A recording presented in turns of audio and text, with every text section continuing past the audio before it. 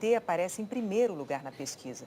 Mas o ex-presidente não pode dar entrevistas por determinação da Justiça. Ele está preso em Curitiba, condenado por corrupção passiva e lavagem de dinheiro. A ordem dessas entrevistas foi determinada em sorteio com a presença dos assessores dos candidatos.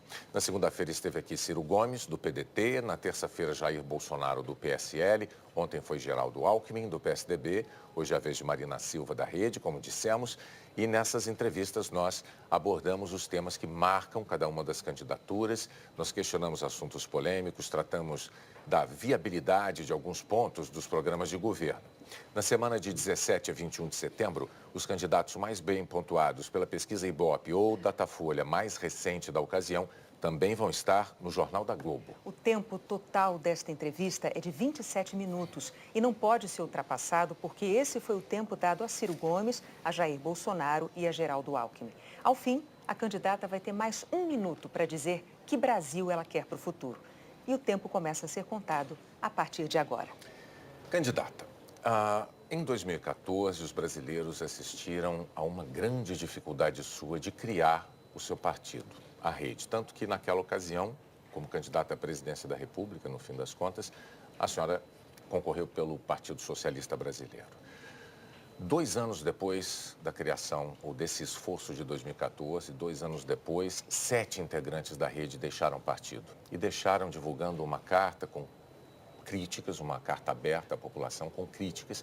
Eles se referiam à inexistência de posicionamento para os grandes problemas do Brasil. Palavras deles naquele documento.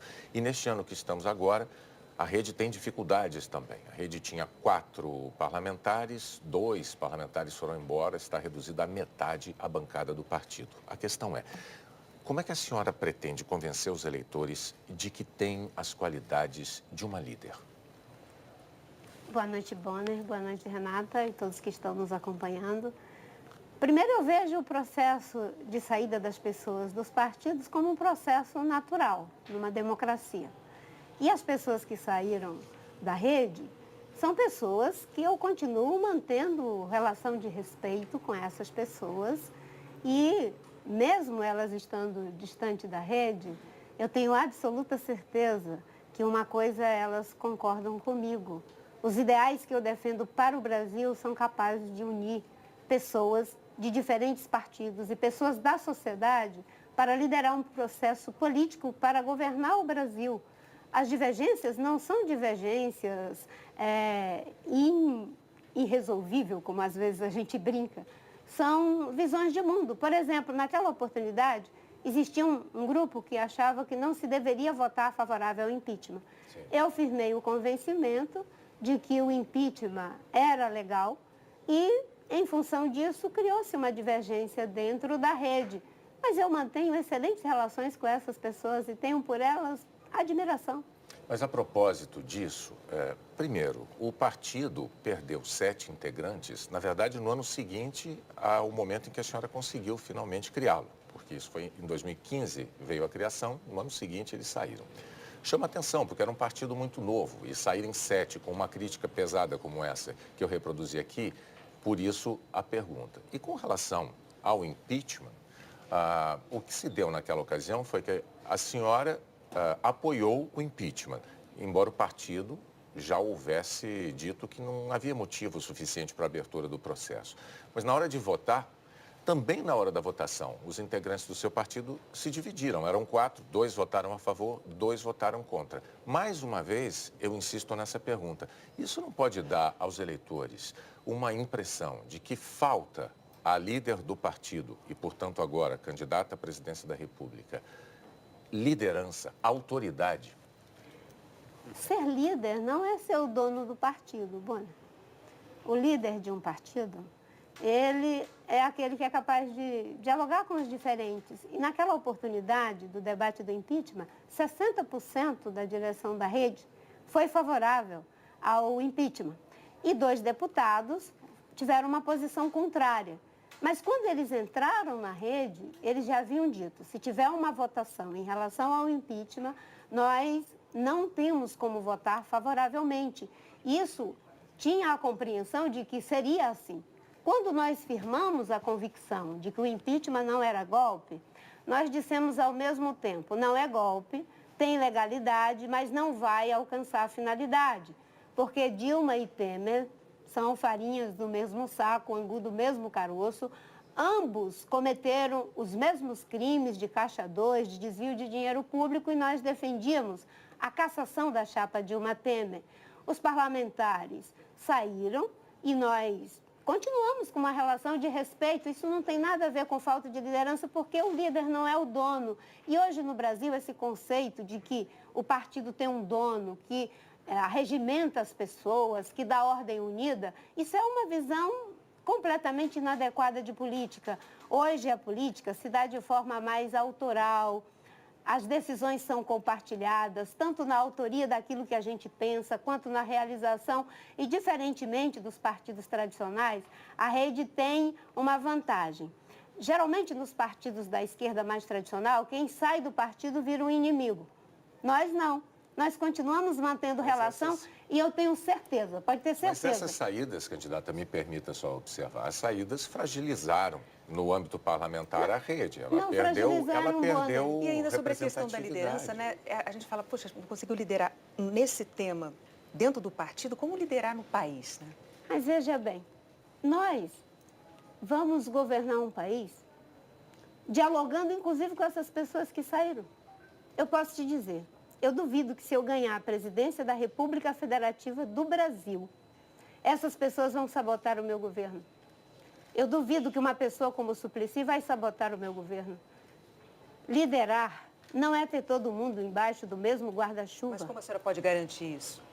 Olha, ninguém nunca experimentou isso. Aliás, alguém experimentou. O Itamar Franco. O Itamar Franco, quando assumiu a presidência da República, numa situação parecida com essa, ele não tinha uma base. E ele conseguiu juntar pessoas de diferentes partidos e governar e fazer uma transição. Eu vou ser um governo de transição. Então, ainda Durante 4 anos, eu vou governar esse país para que a gente possa combater a corrupção, fazer ele voltar a crescer e ser um país justo e bom para todas as pessoas viverem. Justamente sobre essa questão da governabilidade é preciso, fundamental, ter liderança. Ainda então, na questão da liderança, uma crítica frequente dos seus adversários é sobre a sua postura diante de temas polêmicos, mas importantes para o país, como, por exemplo, a reforma da Previdência. Quando a senhora é questionada sobre esses temas, a senhora sempre defende a necessidade de um debate, mas não apresenta uma proposta concreta. Eu me lembro, na sabatina da Globo News, tem umas 3 semanas, a senhora, diante dessas questões, sempre respondia, chegou até a responder numa sequência de 3 vezes, é preciso debater, tem que se debater. Como candidata à presidência da República, por que não assumir posturas? Mas eu assumo a postura. Posições? Sim. Se existe uma pessoa que assume posições, essa pessoa sou eu.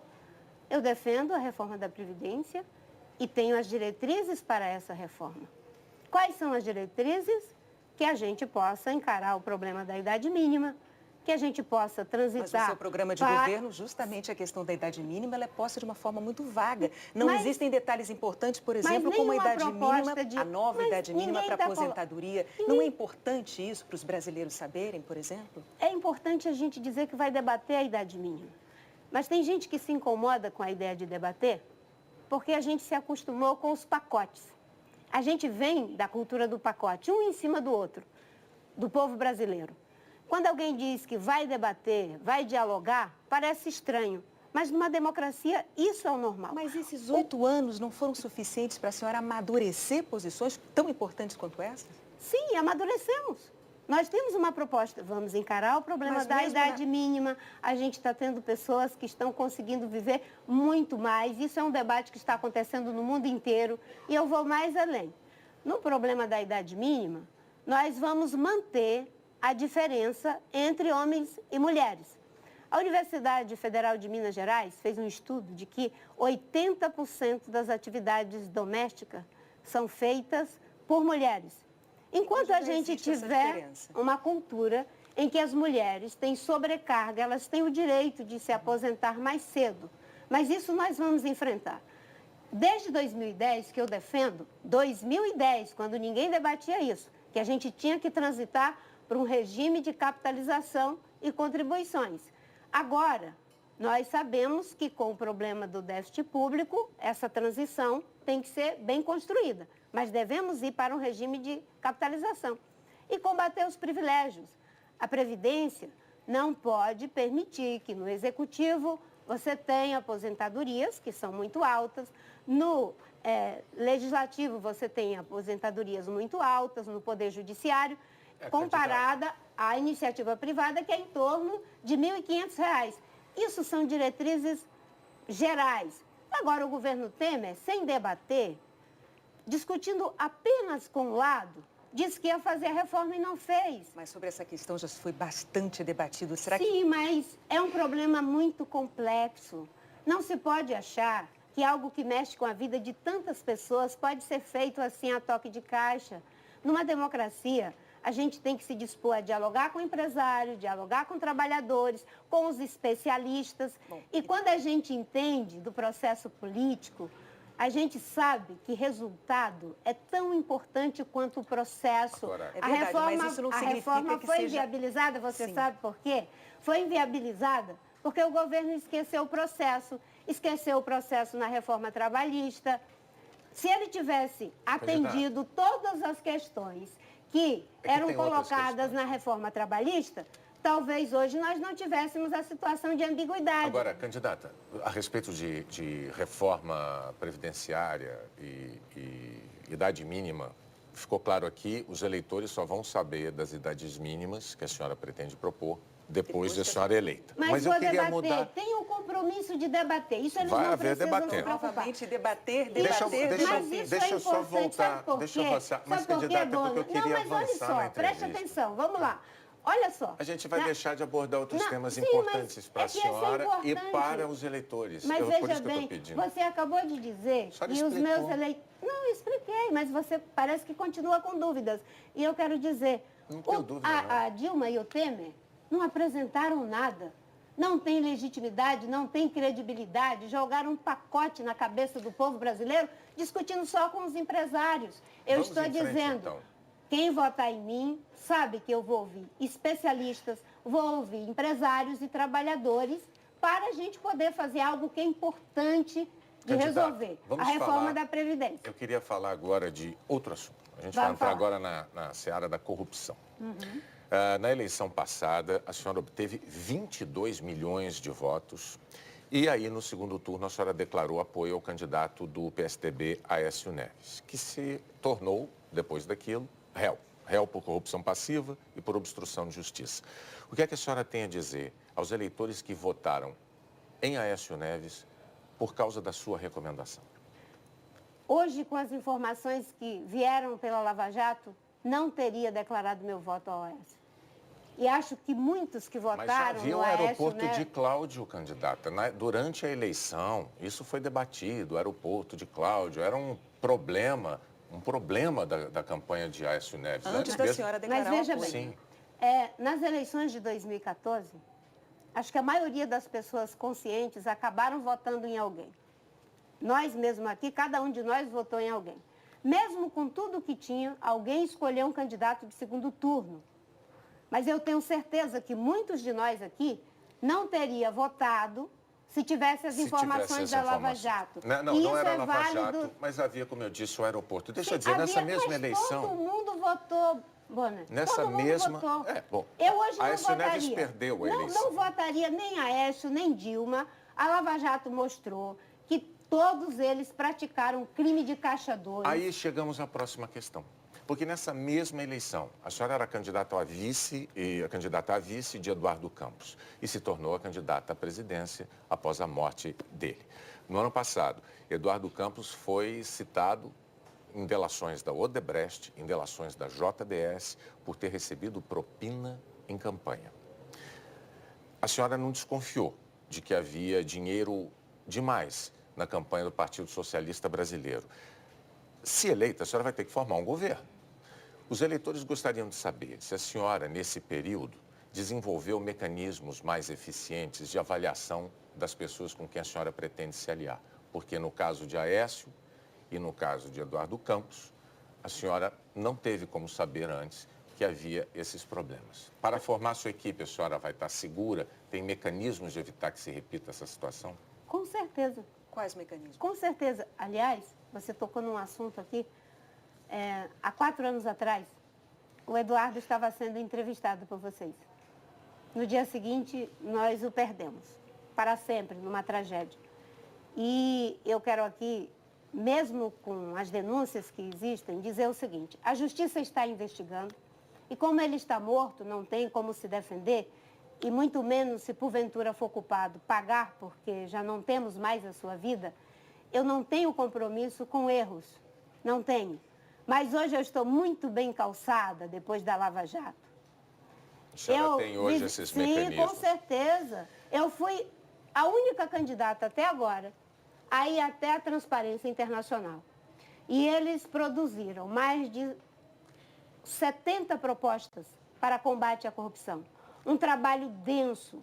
E eu me comprometi que não só vou adotar uma série de medidas que estão ali naquelas contribuições, porque eu sou a única candidata que diz que apoia a Lava Jato, que defende o Ministério Público. Vários fazem não, isso, mas candidata. na prática eu fiz 2 programas do meu partido de 10 minutos defendendo a Lava Jato. Mas veja, candidata, a prática e o discurso às vezes não se Não, encaixam. no meu caso se encaixa. Então vamos porque ver o que está acontecendo. 32 anos de vida pública. Eu a convido apenas a senhora analisar e responder a questão sobre as coligações estaduais. Não é um problema, é um problema nessas eleições, bem claro, não apenas para um candidato.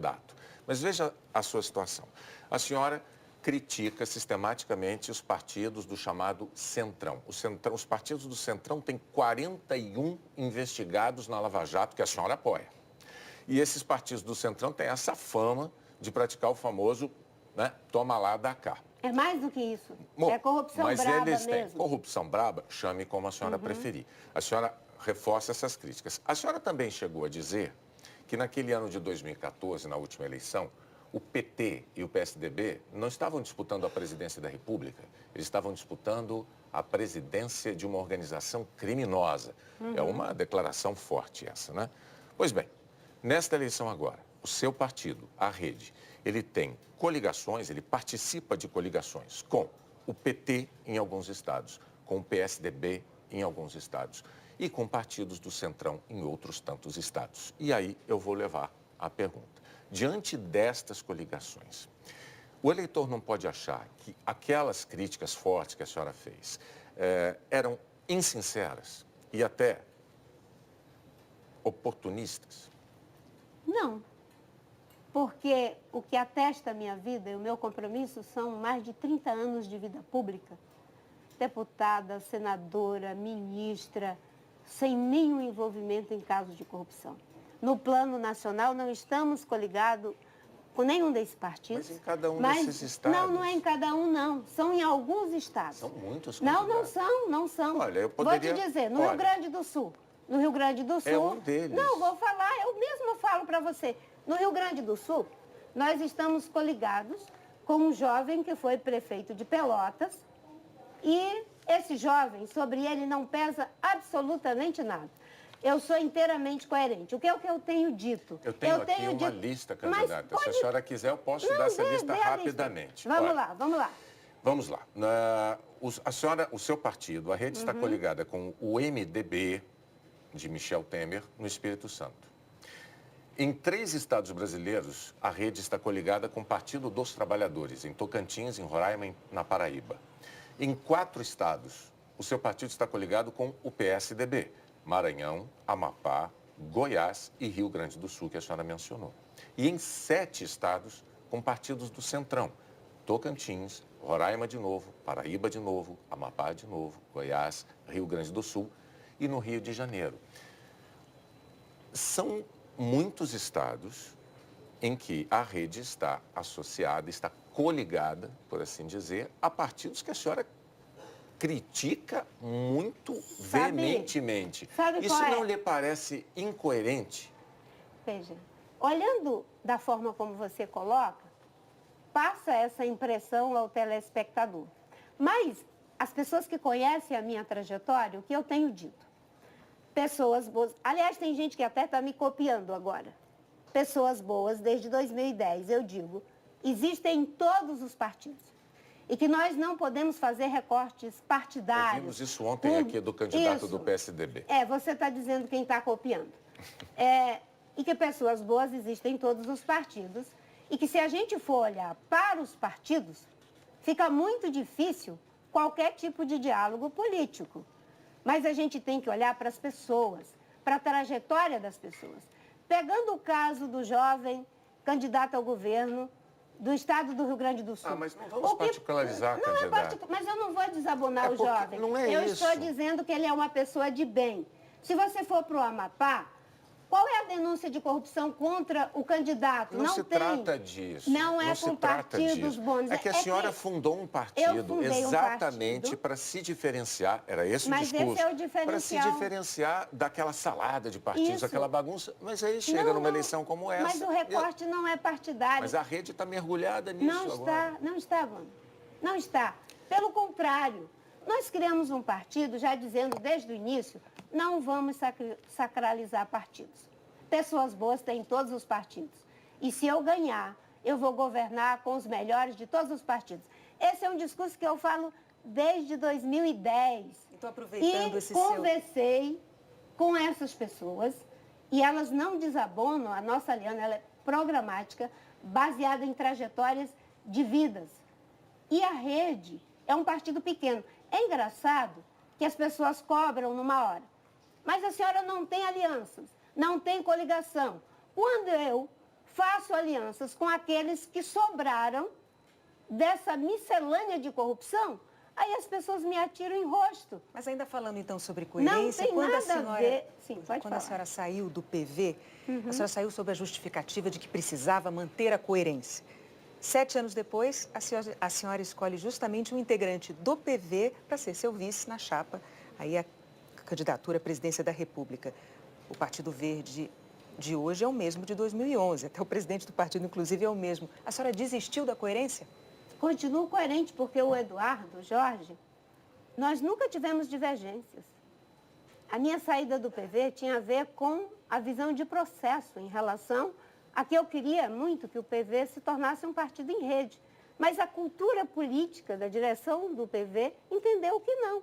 E eu criei um partido em rede, mas em termos programáticos, não há divergências. Candidata, junto em com o vários vice não vem o partido todo? Como? Junto com o vice não vem o partido também? Mas o processo interno do partido é completamente diferente. Eu não posso querer impor a cultura partidária da rede aos demais partidos. O importante é que, em muitos aspectos, nós temos convergências. E essas convergências, aliás, são as mesmas que me fizeram ser candidata em 2010. Não tem coerência nenhuma. Eu e Eduardo temos muitas convergências, algumas divergências, mas isso é normal numa democracia. Então, ainda falando sobre divergências. Nós, no Partido Verde e a Rede, fizemos uma aliança inteiramente programática, inclusive com o PV, reconhecendo a soberania do meu programa em várias questões que haviam diferenças. Isso é típico da democracia. A rede é um partido em rede, porque assim se conformou, e eu não vejo incoerência nenhuma. Incoerência, sabe o que é? É fazer aliança por tempo de televisão. É fazer aliança em troca de dinheiro para enganar a população com marqueteiro vendido a peso de ouro. Candidata, isso é que é incoerência. Para a gente conseguir, então, ir adiante e abordar outros temas. A bancada ruralista tem crescido no Congresso, inclusive cientistas políticos têm dito que ano que vem ela vai ser ainda maior. Como é que a senhora acha que seria possível conquistar votos desses parlamentares para o seu programa ambiental? Discutindo com eles em termos programáticos. Mas a bancada ruralista não são poucos os que temem, os que acreditam que o seu programa prejudica o agronegócio, que é tão importante para a economia do país. É que tem muita gente que trata o agronegócio como se ele fosse homogêneo. E não é. Hoje tem muita gente que já está fazendo o dever de casa. Tem muita gente que quer fazer. Eu tive ontem lá no encontro da Confederação Nacional da Agricultura e fui muito bem recebida pelas minhas teses, pelas minhas ideias de uma agricultura de baixo carbono, de financiar cada vez mais a agricultura ABC, que introduz novas tecnologias para evitar essas críticas que existem em um número grande de parlamentares dentro da bancada ruralista, que é um fato, né? Inclusive ainda deve ser ainda maior no Congresso ano que vem. O que a senhora tem a dizer sobre isso? Eu fui ministra do Meio Ambiente e dialogava com todos os partidos e com todas as bancadas. Mas havia críticas à lentidão de licenciamento ambiental nessa gestão. Não é verdade, Bonner. Não é verdade. Candidata, a senhora foi advertida, inclusive, pelo então presidente Lula. A senhora foi admoestada. Advertida? Admoestada. É. Bem, isso faz parte da lenda e do processo de desconstrução. Eu, quando entrei no Ministério do Meio Ambiente, tinha mais de 40 hidrelétricas que não tinham licenças. Aquilo que foi competência do IBAMA, nós limpamos a pauta. E o que não dava para fazer, nós dissemos claramente aos empreendedores. Não dá para fazer, como foi o caso de Tijuco Alto. Você quer saber de uma coisa? As licenças mais difíceis foram na minha gestão. A senhora não tem autocrítica? Eu digo especificamente a sua gestão nesse período do governo Lula. Porque se a senhora disser... Não, eu fiz o que era para ser feito, é um recado que a senhora está dando para parte do eleitorado de dizer o seguinte, olha, aquelas pessoas que querem que o licenciamento ambiental seja feito para proteger o meio ambiente, mas que seja feito com mais celeridade para respeitar também a urgência da necessidade de geração de empregos com esses investimentos, essas obras todas. Mas isso foi feito, Bonner. Isso foi feito. A senhora ficou é o recado que a senhora dá. A senhora ficou satisfeita com aquele ritmo que a senhora imprimiu ao licenciamento ambiental. Mas as pessoas ficam falando de algo que não é o seu caso, é claro, que elas não conhecem. A hidrelétrica de Santo Antônio Geral foi dada durante a minha gestão, um dos licenciamentos mais difíceis. Agora vamos a outro mais difícil ainda, que estavam tentando licenciar desde o Império. A transposição do Rio São Francisco. A BR-163. Você sabe por que foi feito? Porque tinha capacidade técnica. Uma equipe que tinha condições de passar para a opinião pública a certeza de que aquilo não estava sendo feito por encomenda. Eu fui ministra durante 5 anos e meio e nunca ninguém me fez pressão para que eu desse uma licença que não tivesse base técnica. Tudo que nós fizemos foi de acordo com a lei. Agora, se você me disser, Marina, você acha que você tinha a estrutura adequada? Eu vou te dizer que não. E por que não tínhamos? Porque, infelizmente, há uma visão de que investir na diretoria de licenciamento, investir na diretoria de combate a crimes ambientais, isso é algo que eles encaram como custeio, e não é.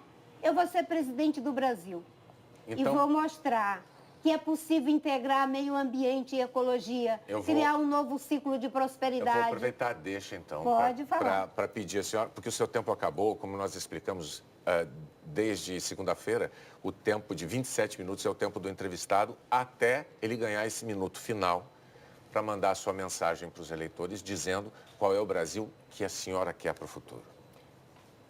O Brasil que eu quero para o futuro é um Brasil onde nenhuma pessoa tenha que passar pela humilhação de não ter o trabalho para sustentar a sua família. Eu sou mulher, sou negra, mãe de 4 filhos, fui seringueira, empregada doméstica, me alfabetizei aos 16 anos.